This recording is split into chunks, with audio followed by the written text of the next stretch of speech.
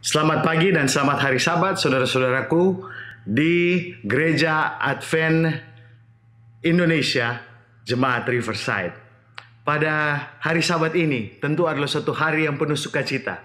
Walaupun kita tetap belum bisa berkumpul bersama-sama di gereja untuk saling menyapa, saling menjabat tangan, saling merangkul, karena COVID-19 ini, namun saya percaya sukacita tetap menjadi bagian dari saudara-saudara ketika saudara duduk di rumah atau di mana saja Anda berada saat ini dan menonton acara khotbah ini. Hari ini atau saat ini, hari Sabat ini, saya ingin membahas sedikit tentang arti dari kehidupan. Sepertinya kalau kita melihat berita, apakah itu di news, online news, atau di televisi, kita pasti akan mendengar berita tentang orang yang memilih untuk membunuh diri.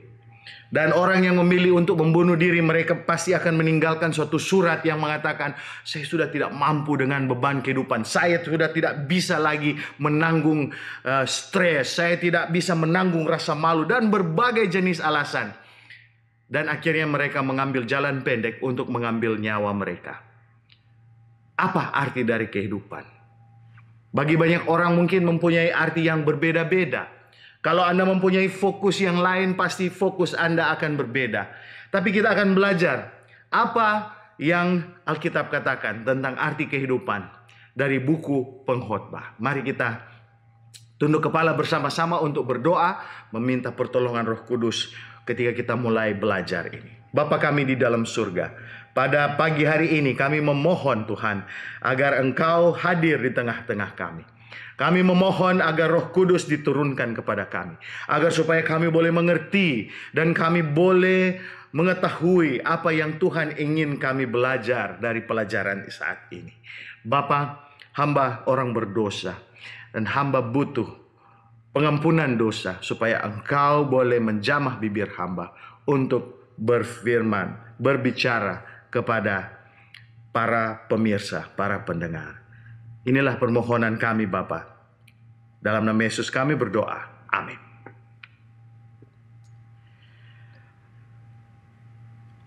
Saudara-saudaraku yang kekasih, Pengkhotbah 1 ayat 1 dimulai dengan inilah perkataan pengkhotbah anak Daud, raja di Yerusalem.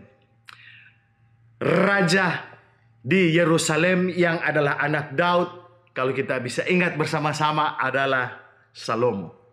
Banyak yang mempunyai pengertian beda tentang penulis dari pengkhotbah ini, namun kebanyakan komentator Alkitab setuju bahwa sesuai dengan ayat 1 ini, penulis dari buku Pengkhotbah ini, 12 pasal adalah Salomo. Siapakah Salomo itu? Saudara masih ingat bahwa Salomo ketika dia dinobatkan menjadi raja, dia minta kepada Tuhan bukan harta, bukan kekayaan, tetapi dia minta akal budi dan kebijaksanaan. Dan dia orang yang paling bijaksana, dan dia orang yang bijaksana itu menulis buku ini sebagai diari kehidupan. Ya, buku catatan harian tentang kehidupan. Dan di dalam buku catatan harian ini Salomo membahas mengenai kekayaan, mengenai politik, mengenai kepintaran, mengenai kematian, mengenai masa tua. Dan kalau kita akan pelajari seluruh isi dari pengkhotbah ini, saya rasa ini adalah satu buku yang sangat menarik. Buku yang walaupun sepertinya dia maju dari sini ke sana, tapi ada suatu struktur yang bercerita tentang kehidupan manusia. Seorang seorang teologian abad ke-19 yang bernama G.S. Bowes, dia menulis tentang betapa tidak ada artinya kehidupan ini kalau tidak disertai dengan penyertaan Tuhan, kalau tidak disertai dengan kerinduan untuk menghidupi kehidupan ini bersama dengan Tuhan. Dan dia memberikan contoh dari apa yang dia maksud itu. Dia berkata, Alexander Agung tidak puas karena walaupun dia telah mengalahkan semua bangsa-bangsa, dia tetap menangis karena sudah tidak ada bangsa lain lagi untuk dia taklukkan. Dan dia meninggal di umur yang sangat muda dengan patah hati. Hannibal yang mengisi tiga ember penuh dengan cincin dari prajurit-prajurit yang dia bunuh. Dia mengatakan bahwa kehidupannya tidak mempunyai arti. Dia bunuh diri dengan meminum racun. Dan hanya sedikit orang yang mengingat bahwa dia telah mati dengan cara demikian. Kaisar Julius, dia telah menaklukkan 800 kota, tetapi akhirnya dia hanya ditikam oleh sahabat-sahabatnya yang paling dekat. Dan Napoleon, sang penguasa, sesudah dia merajalela di Eropa, dia menghabisi beberapa tahun terakhir dari kehidupannya ketika dia diusir. Oleh sebab itu Salomo pun yang hidup jauh sebelum karakter-karakter ini. Dia telah memberikan amaran tentang betapa tidak ada artinya kehidupan yang tidak mengikut sertakan Tuhan di dalam kehidupan itu. Saudara-saudara ingat Rick Warren? Rick Warren dia menulis 2 buku yang saya rasa banyak orang mengenal buku tersebut. Saudara ingat? Dia pertama menulis The Purpose Driven Life, ya. Lalu dia juga menulis The Purpose Driven Church. Apakah saudara pernah terpikir di benak saudara bahwa ada orang yang akan mungkin menulis The Purposeless Driven Life? Apakah ada buku yang berjudul seperti itu? Nah, buku pengkhotbah ini saya rasa sangat penting untuk dipelajari dewasa ini. Mengapa? Karena dewasa ini kita sedang menghadapi pandemi COVID-19. Dan di saat inilah banyak orang mencari-cari jawaban untuk kehidupan yang uncertain. Kehidupan yang tidak ada kepastiannya. Bahkan kita pun pernah mendengar bahwa orang-orang sekuler, mereka sementara berteriak, mari kita singkirkan Tuhan. Orang-orang materialis, mereka sementara mengatakan, belilah produk ini, belilah HP yang terbaru, belilah mobil yang terbaru, supaya engkau boleh bahagia. Orang-orang hedonis yang selalu mau cari kebahagiaan, mereka bilang, mari kita terus berpesta pora. Orang-orang agamais, ya, mereka berkatakan, kalian harus ada agama. Namun, kepada semua orang ini, sang pengkhotbah mengatakan ini. Apa yang akan kita pelajari di dalam pasal 1 ini, ya.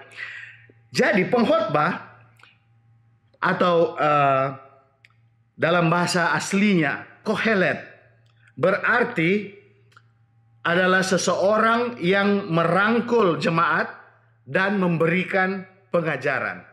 Ada terjemahan-terjemahan bahasa Inggris lain selain mengatakan bahwa ini adalah preacher atau teacher, ada juga yang mengatakan bahwa ini adalah preacher. Karena Salomo menurut pengertian mereka memberikan semua yang tertulis di dalam pengkhotbah ini di hadapan banyak orang, sehingga dia sementara berkhotbah. Dan katanya Kohelet ini sangat ada kaitannya dengan suatu kata Arab yang diterjemahkan sebagai the great collector atau the great investigator, penyelidik yang hebat.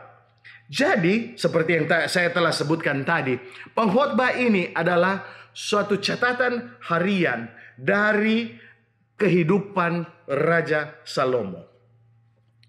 Raja Salomo memulai dengan baik ketika dia meminta akal budi dari Tuhan. Tetapi Di satu titik kehidupannya dia akhirnya memilih untuk melakukan hal-hal yang tidak sesuai dengan kehendak Tuhan. Dan dia mengikuti kehendaknya sendiri. Dan dia telah mencoba segala sesuatu di dalam kehidupannya. Dan kesimpulannya dia berakhir dengan 0. Kosong. Sehingga konklusi dari Salomo hanya bisa dirangkumkan di dalam satu kalimat. Kehidupan tanpa Tuhan tidak ada artinya. Apa yang Salomo katakan? Ayat 2, kesia-siaan belaka.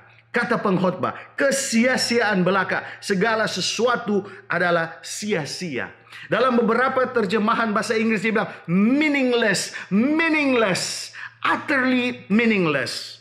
Ada terjemahan dari King James Version dia bilang vanity of vanities. Ya. Ada yang terjemahkan dari HSCB.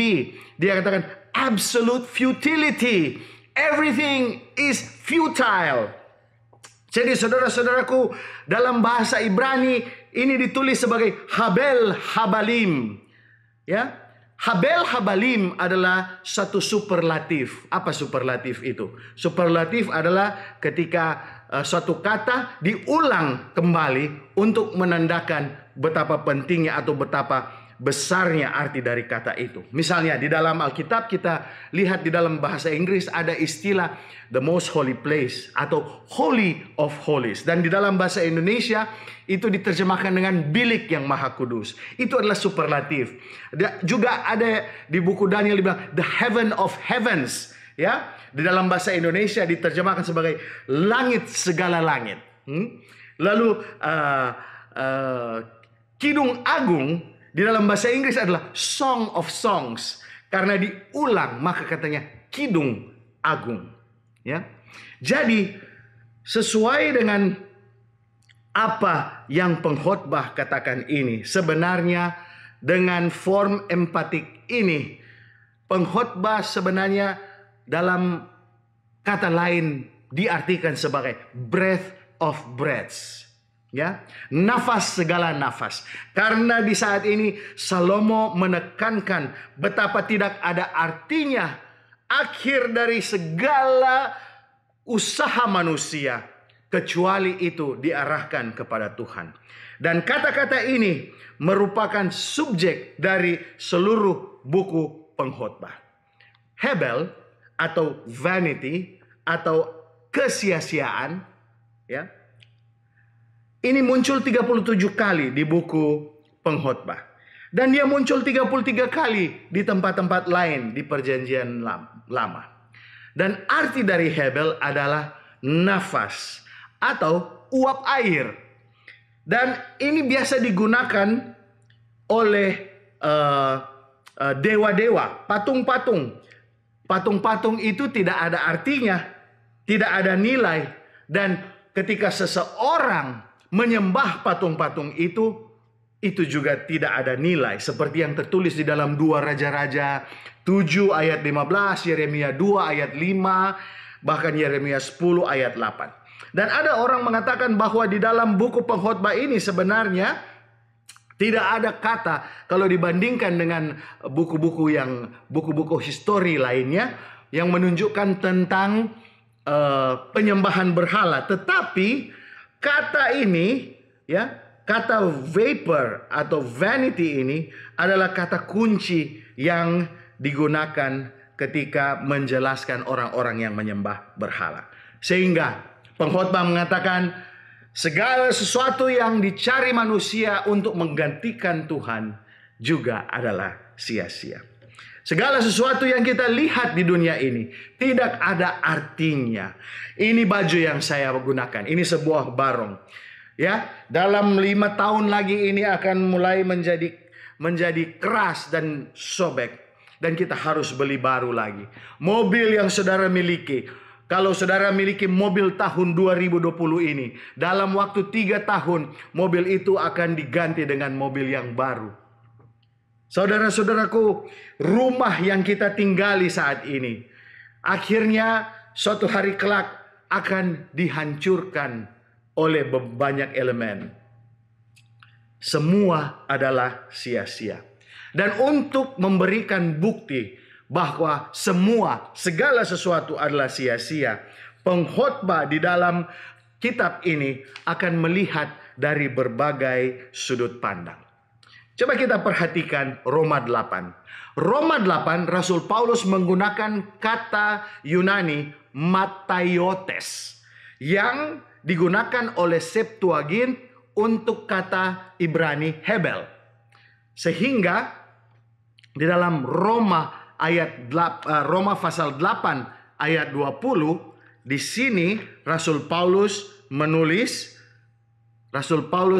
di dalam Roma 8 ayat 20 seperti ini. Karena seluruh makhluk telah ditaklukkan kepada kesia-siaan, bukan oleh kehendaknya sendiri, tetapi oleh kehendak Dia yang telah menaklukkannya. Ayat 21. Tetapi dalam pengharapan karena makhluk itu sendiri juga akan dimerdekakan dari perbudakan kebinasaan dan masuk ke dalam kemerdekaan kemuliaan anak-anak Allah. Jadi Rasul Paulus pun mengatakan bahwa semua ciptaan Tuhan akan akan ditaklukkan kepada kesia-siaan. Bahkan Yakobus juga menulis tentang kesia-siaan ini. Yakobus 4 ayat 14, Yakobus menulis, sedang kamu tidak tahu apa yang akan terjadi besok. Apakah arti hidupmu? Hidupmu itu sama seperti uap yang sebentar saja kelihatan lalu senyap. Berarti kesia-siaan yang dijelaskan oleh Salomo ini juga direfleksikan oleh penulis-penulis di Perjanjian Baru. Kesia-siaan, kekosongan, tidak ada artinya sama sekali. Ketika saudara-saudara hidup di bawah matahari ini, tapi tidak ada matahari kehidupan Yesus Kristus, maka kehidupan kita ini sia-sia. Mari kita lihat apa yang Salomo ingin bagikan kepada kita tentang kesia-siaan kehidupan di dalam pasal 1 ini. Nah, Salomo katakan bahwa pekerjaan pun adalah sia-sia. Apakah gunanya ayat 3 ya? Apakah gunanya manusia berusaha dengan jeripaya di bawah matahari? Ketika segala sesuatu berakhir, ada arti apakah semua yang kita cari di dalam kehidupan kita? Di dalam kehidupan kita, pekerjaan tidak ada artinya. Di dalam ayat 4, Salomo menulis, keturunan yang satu pergi dan keturunan yang lain datang, tetapi bumi tetap ada. Apa yang Salomo katakan sini sangat negatif ya. Bahwa kita secara turun-temurun dia punya ujung, kita akan mati. Dan bumi ini tetap ada terus. Jadi sebenarnya apa yang akan kita cari? Kita tidak akan live forever. Inilah siklus alam.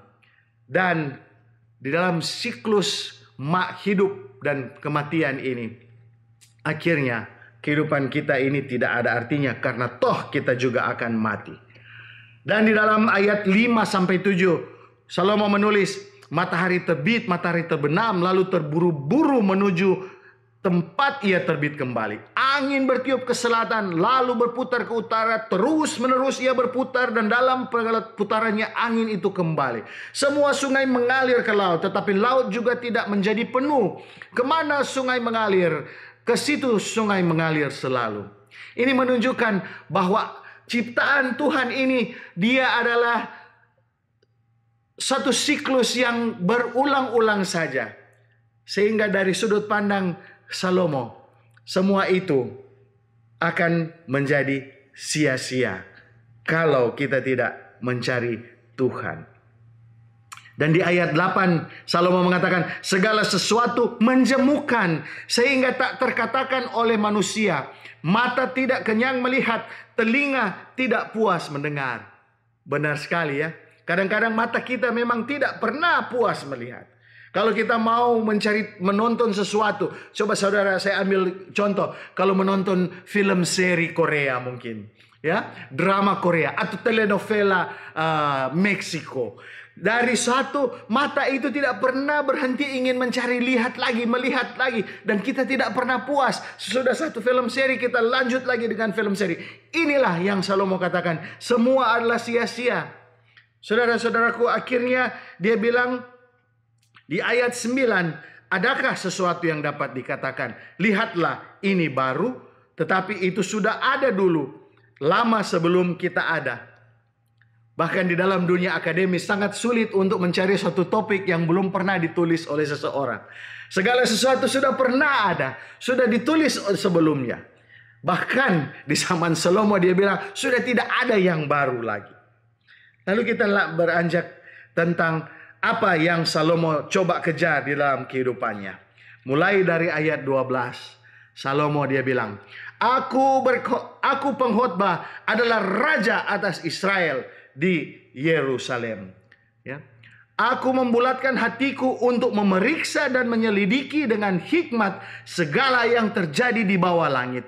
Itu pekerjaan yang menyusahkan yang diberikan Allah kepada anak-anak manusia untuk melelahkan diri. Sejauh ini semua yang kita lihat dari Raja Salomo adalah negatif.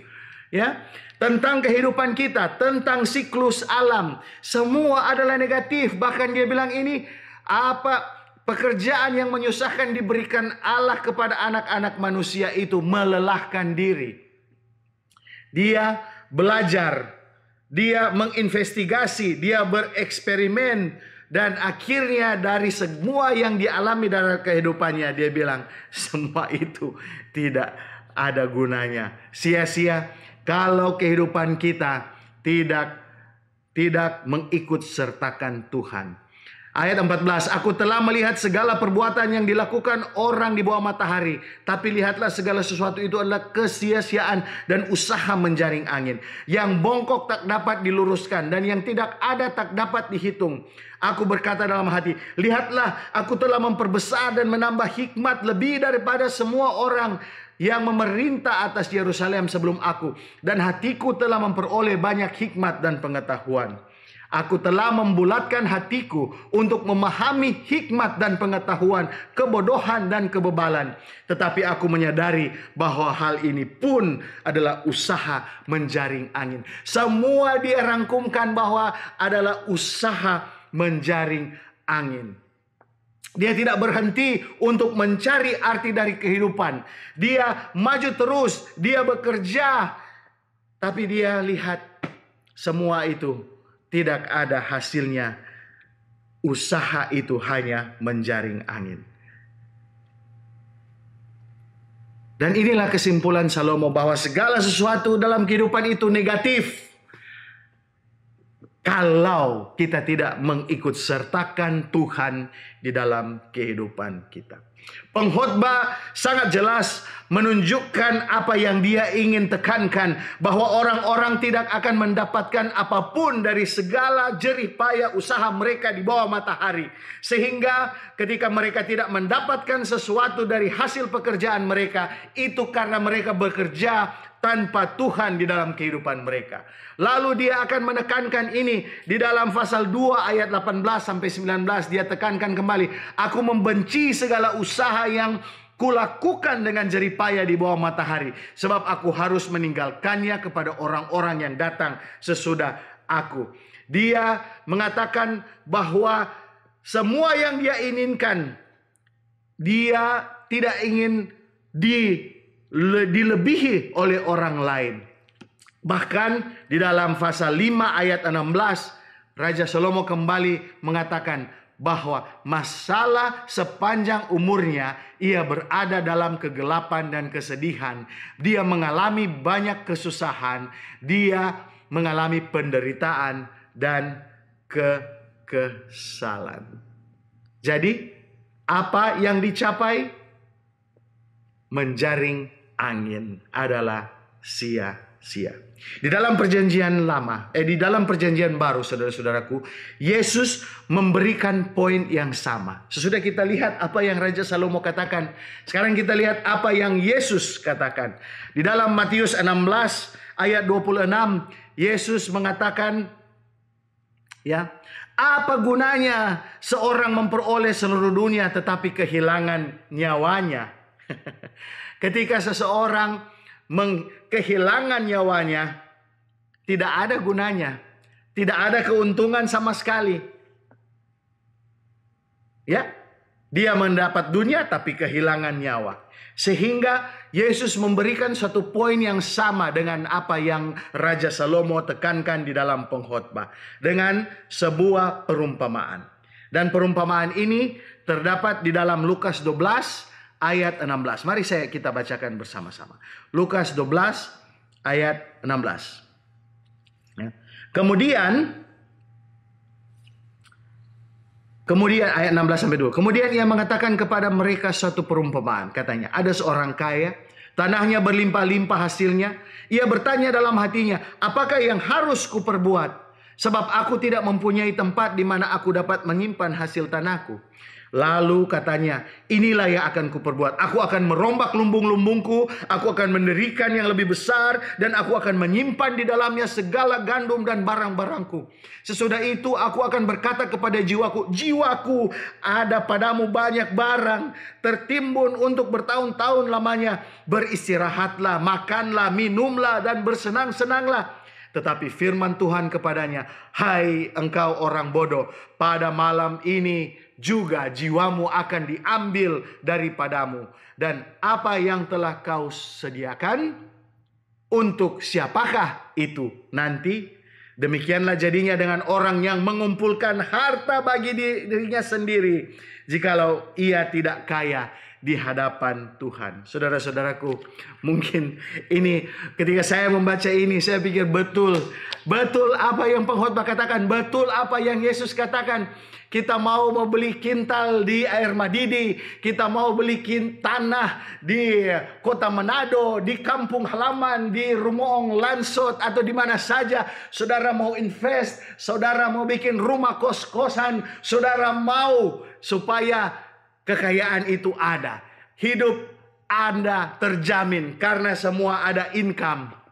Tetapi kalau kita lakukan itu tanpa mengikut sertakan Tuhan di dalam perencanaan, semua itu akan sia-sia ketika kita mati, saudara. Saya rasa khotbah ini bukan untuk menakut-nakutkan kita, tetapi khotbah ini mengajak kita untuk kembali mengfokuskan, mengalign fokus kita, bahwa segala usaha yang kita lakukan di dunia ini hanya akan sukses jikalau Tuhan termasuk di dalam equation tersebut. Apakah ada yang boleh diambil dari kehidupan kita di atas dunia ini? Tidak ada sisa lagi ketika kita mati, saudara. Tidak ada keuntungan. Tetapi Yesus mengatakan bisa ada keuntungan dari kehidupan ini. Sehingga janganlah kita menimbun kekayaan di atas dunia. Tetapi kita harus menimbun kekayaan di kerajaan sorga. Kita kembali ke dalam Matius 6 ayat 19. Kita kembali ke Matius 6 ayat 19. Di sini dikatakan, janganlah kamu mengumpulkan harta di bumi, sebab di bumi ngengat dan karat merusakkannya, dan pencuri membongkar serta mencurinya. Saudara-saudaraku, di Yohanes 6 ayat 7 pun Yesus memberikan amaran. Yohanes 6 ayat 27. Bekerjalah bukan untuk makanan yang akan dapat binasa, melainkan untuk makanan yang bertahan sampai kepada hidup yang kekal, yang akan diberikan Anak Manusia kepadamu. Sebab dialah yang disahkan oleh Bapa Allah dengan meterainya. Saudara-saudaraku, pekabaran Yesus sangat jelas bahwa tidak ada hasil jikalau kita hanya menumpuk harta kita di atas dunia ini. Mungkin saudara-saudara kita sering mendengar Amerika is the land where we can fulfill the dreams. Banyak orang pergi ke Amerika untuk memenuhi the American dream. Tapi lihat saat ini, bisnis-bisnis harus tutup, bangkrut. Banyak orang punya American dream, hancur Karena mereka tidak mengikut sertakan di dalam American Dream itu, Yesus Kristus. Saudara-saudaraku, kehidupan kita bisa mendapat profit. Yesus katakan, kita menjadi kaya di hadapan Tuhan jikalau kita mengumpulkan harta kita di surga. Saudara, Rasul Paulus juga memberikan konfirmasi tentang apa yang diajarkan Yesus ini. 1 Korintus 15 ayat 58, Rasul Paulus katakan, karena itu saudara-saudaraku yang kekasih, berdirilah teguh, jangan goyah, dan giatlah selalu dalam pekerjaan Tuhan. Sebab kamu tahu bahwa dalam persekutuan dengan Tuhan, jerih payahmu tidak sia-sia. Kehidupan kita menjadi tidak sia-sia, saudara, kalau kita bekerja di dalam Tuhan. Kalau pekerjaan kita tidak di dalam Tuhan, kalau kehidupan kita jauh daripada Tuhan, kita tidak akan mendapat hasil. Kita tidak akan ada profit di dalam kehidupan kita. Saudara-saudaraku, ya, waktu saya sudah habis. Tapi saya ingin mau tekankan sekali lagi ini. Kehidupan kita, apapun pekerjaan kita, saya rasa tidak salah untuk membangun rumah, untuk menyetor, untuk menyimpan sedikit untuk hari tua. Saya rasa itu tidak ada salah sama sekali. Tetapi kita harus lebih banyak juga menginvest di dalam pekerjaan Tuhan.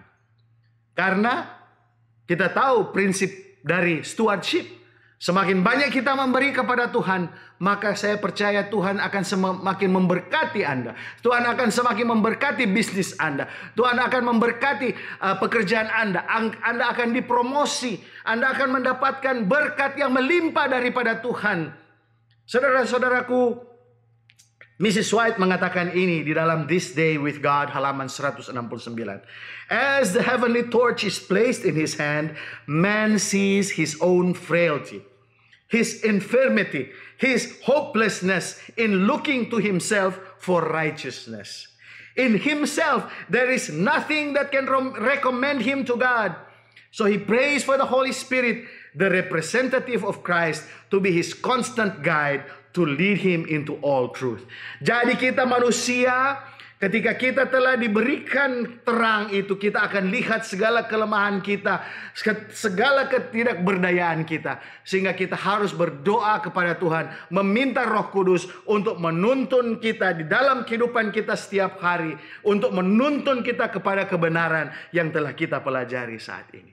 Saudara-saudaraku, Chuck Swindoll di dalam bukunya Living on the Ragged Edge memberikan 2 observasi. Dia bilang, jikalau tidak ada sesuatu lagi yang baru di bawah matahari ini, berarti harapan kita harus di atas matahari itu. Harapan kita harus berada di kerajaan itu, di mana Tuhan hidup. Dan observasinya yang kedua adalah, jikalau seseorang yang telah memiliki segalanya mempelajari segala sesuatu yang dapat dilihat, maka apa yang dia butuhkan adalah sesuatu yang tidak dapat dilihat. Dia butuh Tuhan untuk hidup di dalam kehidupannya. Yesus mengatakan, tanpa aku engkau tidak dapat berbuat apa-apa. Hidup di dalam Kristus. Kembali apa yang kutipan dari Mrs. White. Hidup di dalam Kristus, menurut kepada Kristus, ditopang oleh Kristus, mencari sumber daripada Kristus. Kita akan membuahkan hasil seperti tabiat Kristus. Dan kita akan hidup dan bergerak di dalamnya. Kita akan menjadi satu dengannya, satu dengan Bapa. Dan nama Kristus akan selalu dimuliakan oleh orang-orang yang percaya kepada Tuhan. Inilah agama Alkitab. Review and Herald, Mei 4, 1897. Sehingga yang menjadi pertanyaan bagi kita, apakah kehidupan kita a purpose-driven life atau kehidupan kita purposeless-driven life. Karena kehidupan tanpa Tuhan tidak ada artinya. Tuhan memberkati kita semua.